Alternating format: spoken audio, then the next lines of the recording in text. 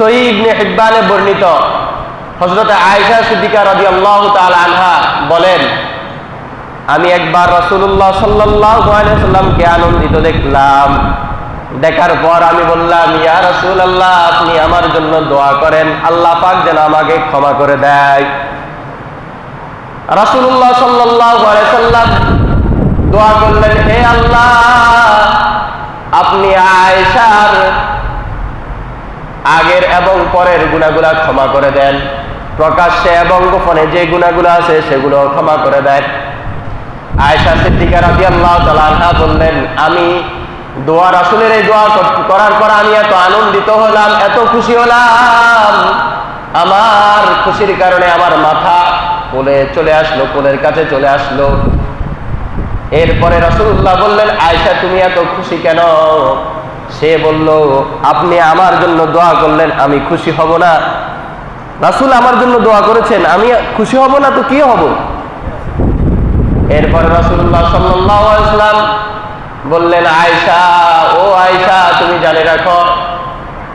আবার এর আগে আয়েশা রাদিয়াল্লাহু তাআলা আনহা বললেন যে এই দোয়া আপনি আমার জন্য দোয়া করছেন, আমি খুশি হব না তো কি করব? কারণ এই দোয়া কবুলের ব্যাপারে কোনো সন্দেহ নাই। সুবহানাল্লাহ, এই দোয়া নিশ্চিত কবুল।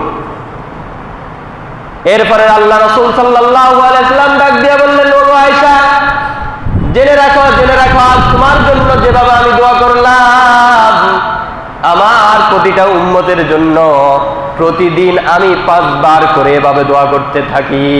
সুবহানাল্লাহ, প্রতিদিন আমি 5 বার করে প্রতিটা উম্মতের জন্য দোয়া করতে থাকি।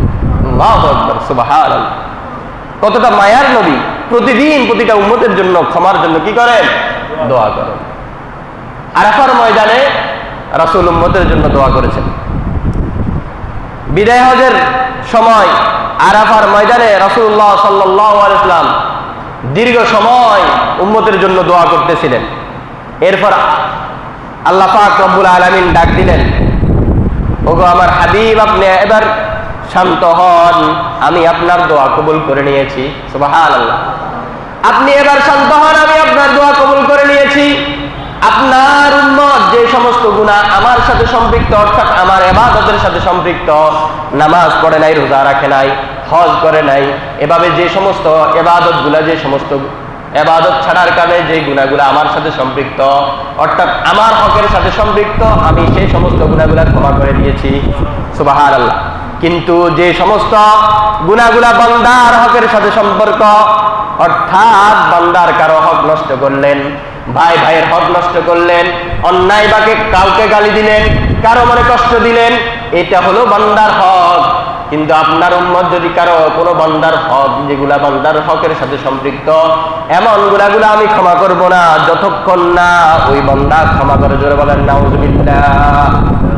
বান্দা যতক্ষণ ক্ষমা করবে না, আমার সাথে যেগুলো সম্পৃক্ত এগুলো আমি ক্ষমা করে দিয়েছি, কিন্তু বান্দার সাথে সম্পৃক্ত, বান্দার হক, কোন ভাইকে কষ্ট দিয়েছে, কারো হক মেরে খেয়েছে, কারো জায়গা তুমি জোর করে দখল করেছে, এগুলো বান্দার হক।